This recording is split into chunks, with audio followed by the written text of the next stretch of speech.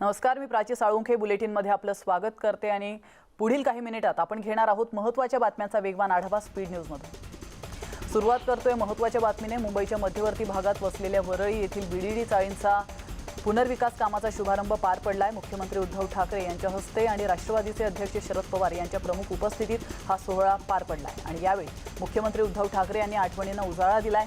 या चाळीच्या इतिहासाची मुळं खोलवर रुजलेली आहेत। स्वराज्य हा जन्मसिद्ध हक्क आहे असं टिळक म्हणाले, पण त्या स्वराज्यात हक्काचं घर असायला हवं, तेच आम्ही करतोय असं मुख्यमंत्री उद्धव ठाकरे यांनी म्हटलं।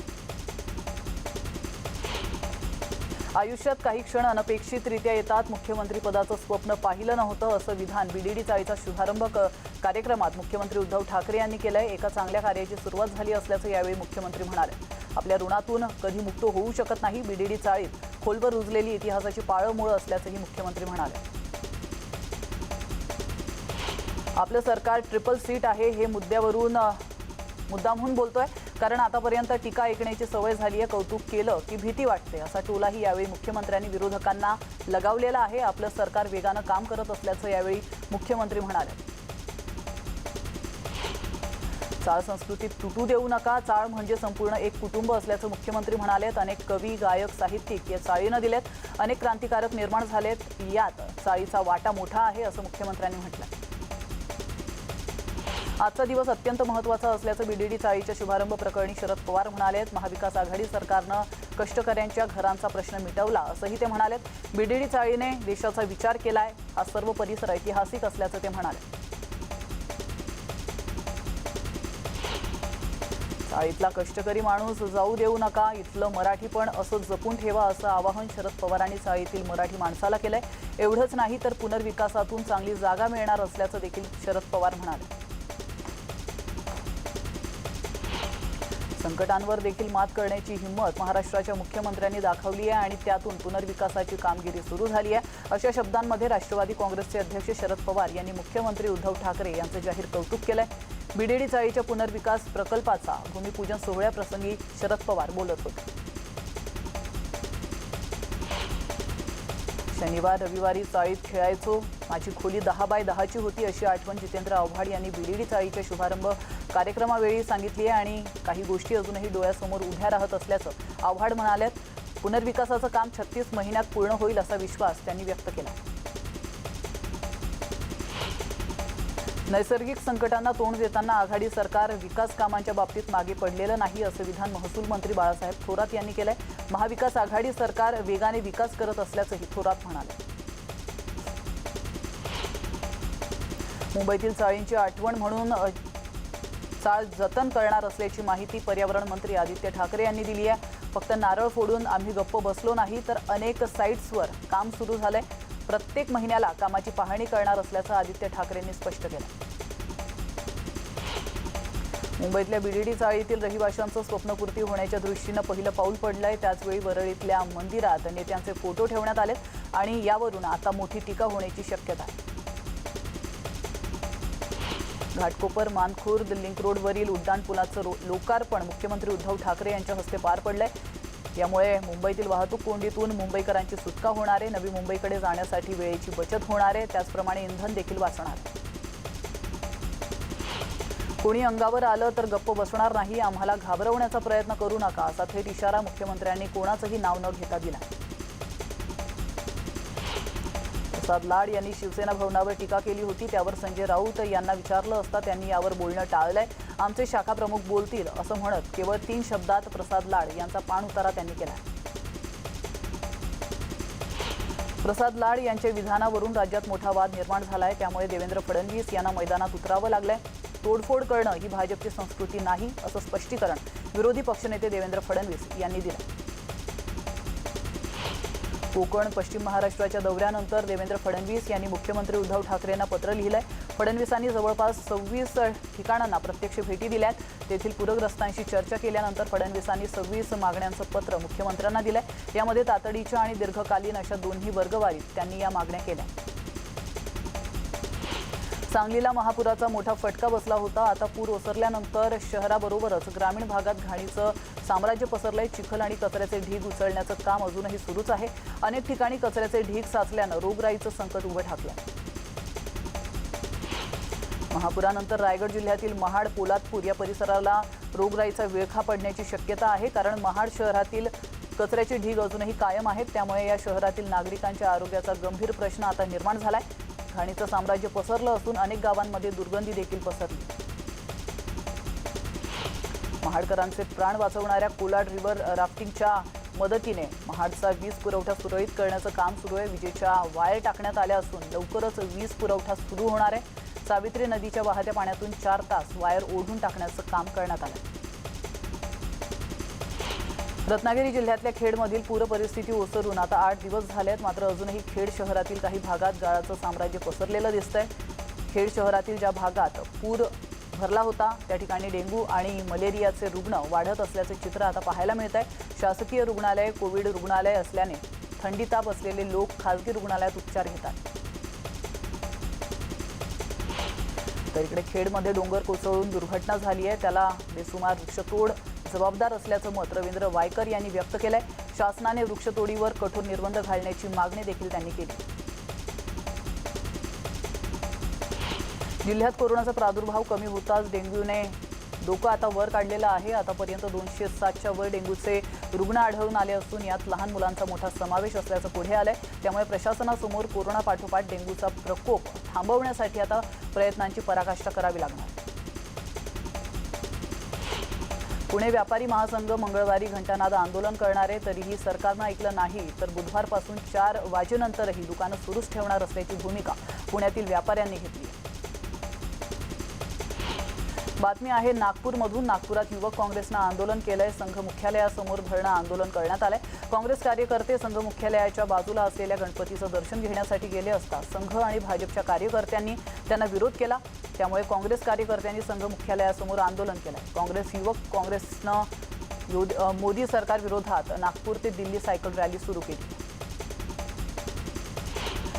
परळीत भाजप नेत्या पंकजा मुंडे नगरपालिकेच्या गलथान कारभारावर आक्रमक झालेल्या आहेत. त्या म्हणाल्या आहेत की परळी येथील डम्पिंग ग्राउंड ओव्हरफ्लो होत आहे. नगरपालिकेने ओल्या आणि सुक्या कचऱ्याचं विभाजन केलेलं नाही आहे. मग नगरपालिकेने 120 कोटी रुपयांच्या ड्रेनेजचा घाट कशासाठी लावला असा थेट सवाल पंकजा मुंडे यांनी धनंजय मुंडे यांचं नाव न घेता त्यांना केला. महाराष्ट्र लोकसेवा आयोगामार्फत भरवण्यात येणाऱ्या राज्य शासनाच्या विविध विभागांतील रिक्त पदे भरण्यासाठी विशेष बाब म्हणून परवानगी देण्यात आली आहे. उपमुख्यमंत्री अजित पवार यांच्या अध्यक्षतेखाली 28 जुलै रोजी बैठकीत निर्णय घेण्यात आलेला आहे. तर बैठकीनंतर अवघ्या 2 दिवसात 30 जुलै रोजी वित्त विभागानं शासन निर्णय जारी केला आहे. रिक्त पदे भरण्यासाठी संबंधित विभागांनी बिंदू नामावली तयार करून उचित मान्यता देऊन 30 सप्टेंबरपर्यंत MPSCकडे प्रस्ताव पाठवण्यास सांगण्यात आलं.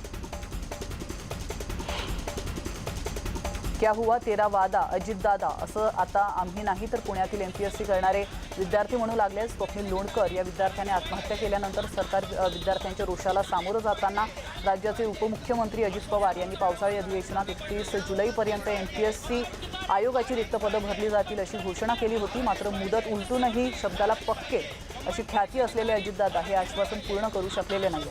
म्हणूनच MPSC विद्यार्थ्यांकडून संताप व्यक्त केला जातो. कदाचित पुन्हा एकदा स्वप्नील लोणकर हा होतकरू विद्यार्थ्याने निवडलेला मार्ग आणखी विद्यार्थ्यांना निवडावा लागेल असं या प्रस्थापितांच्या सरकारला वाटतंय. म्हणूनच काय अजित पवारांनी सभागृहात दिलेला शब्द पाळला नाही अशी टीका भाजप आमदार गोपीचंद पडळकर यांनी केली.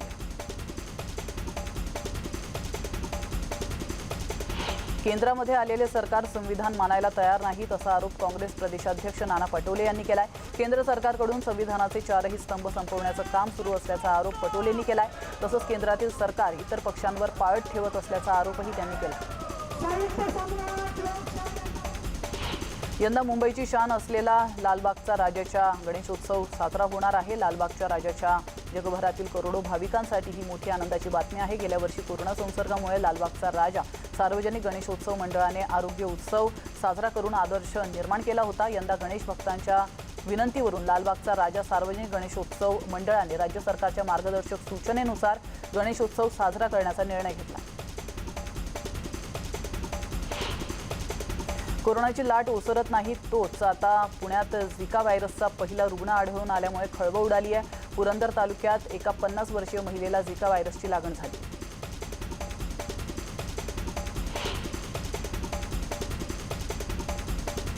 मधुमेह, स्टेरॉइडवरील उपचार आणि ऑक्सिजनचा सपोर्ट असणाऱ्या रुग्णांचा म्युकरमायकोसिसमुळे मृत्यू झाला असं एका वैद्यकीय अहवालात स्पष्ट झालंय। वैद्यकीय शिक्षण विभागाने एप्रिलपासून 18 सरकारी वैद्यकीय महाविद्यालयांमधील म्युकरमायकोसिसनं मृत्यू झालेल्या रुग्णांचा अभ्यास केलाय। यामध्ये मृत्यू झालेल्या रुग्णांमध्ये 79% मधुमेह असलेले, 75% स्टेरॉइड्स आणि 81% ऑक्सिजनचा सपोर्ट असलेल्या रुग्णांचा समावेश आहे, तर 39% रुग्ण हे व्हेंटिलेटरवर होते।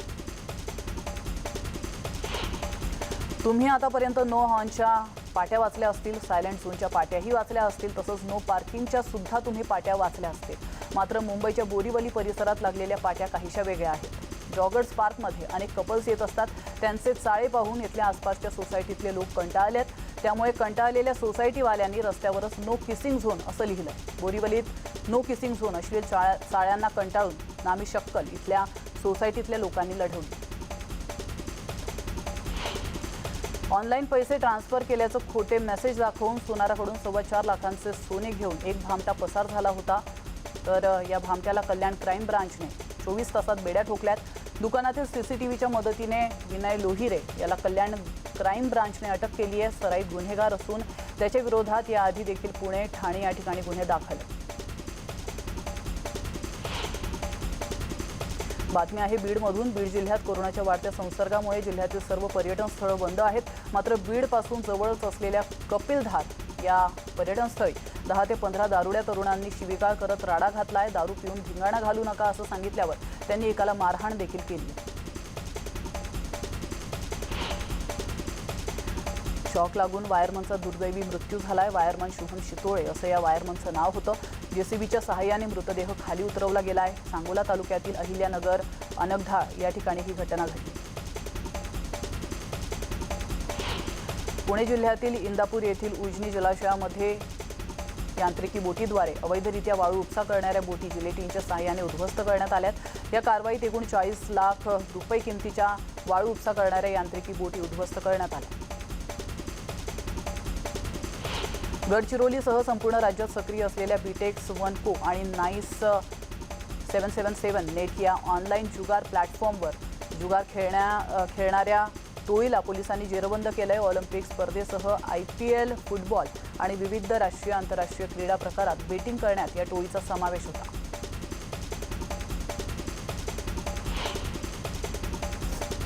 अकोल्यातील कवी अनंत राऊत यांनी खास मैत्री दिनानिमित्त न्यूज 18 लोकमतच्या प्रेक्षकांसाठी आपल्या कविता प्रस्तुत केल्यात। त्यांनी कवितेतून मैत्री दिनाच्या शुभेच्छा दिल्या। साहित्यरत्न अण्णाभाऊ साठे यांच्या जयंतीनिमित्त आज लातूर शहरात सार्वजनिक जयंती उत्सव निमित्ताने समितीनं रक्तदान शिबिर आणि सर्व रोग निदान शिबिराचं आयोजन करण्यात आलं होतं। कोरोनाच्या प्रभावामुळे यावर्षी मिरवणुकीला परवानगी नसल्यानं सामाजिक उपक्रम हाती घेऊन सार्वजनिक जयंती उत्सव समितीनं अण्णाभाऊ साठे यांची जयंती उत्साहात साजरी केली।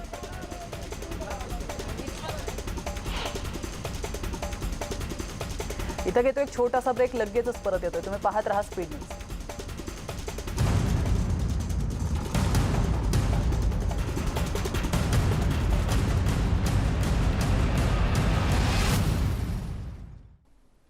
ब्रेक नंतर आपलं स्वागत आहे आणि पुन्हा एकदा आपण घेणार आहोत उर्वरित बातम्यांचा वेगवान आढावा।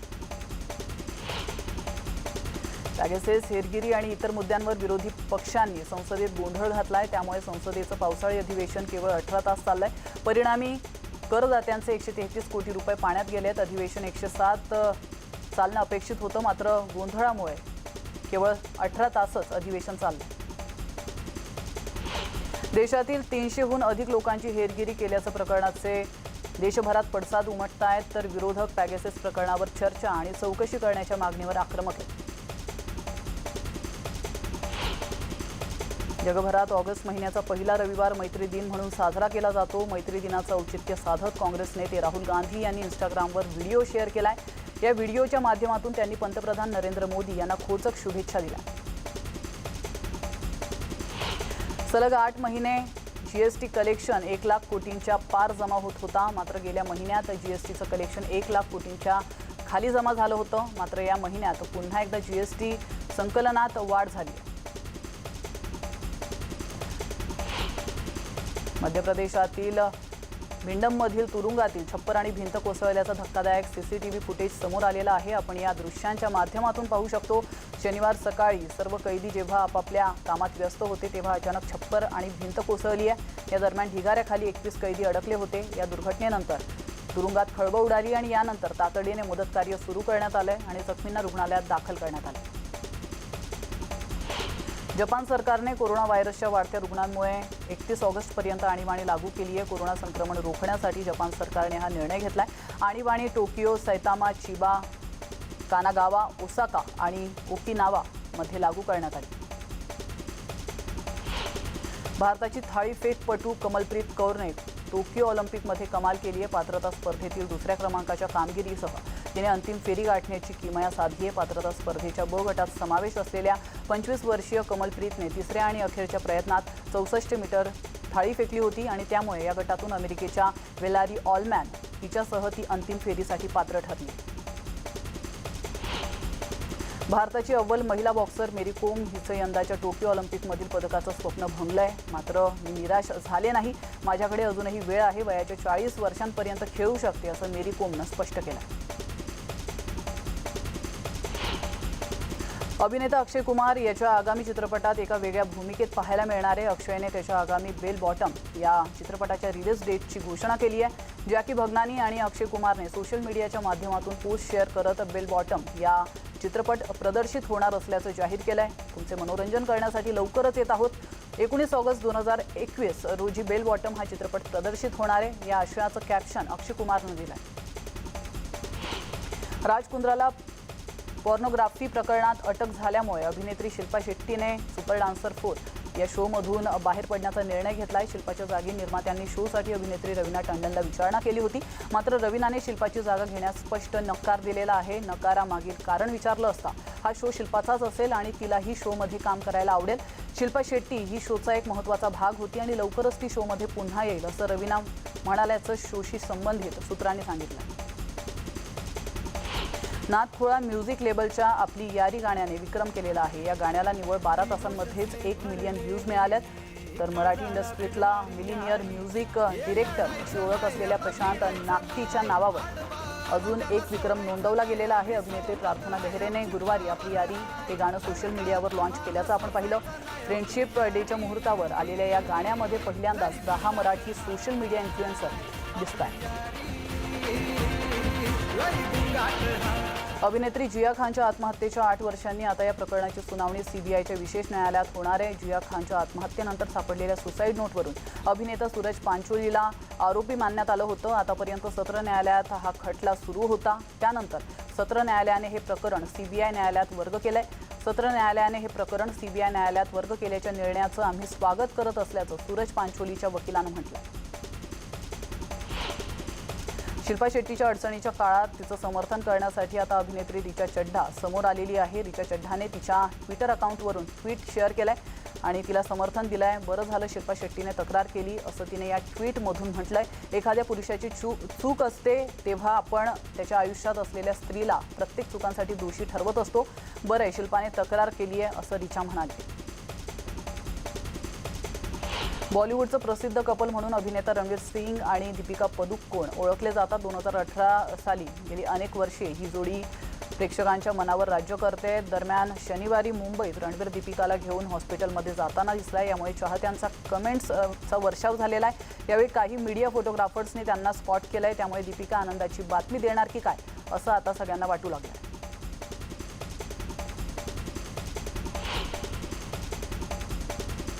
आणि यासोबतच बुलेटिनमध्ये वेळ झाले इथंच थांबण्याची, मात्र तुम्ही कुठेच जाऊ नका। पाहत रहा न्यूज 18 लोकमत।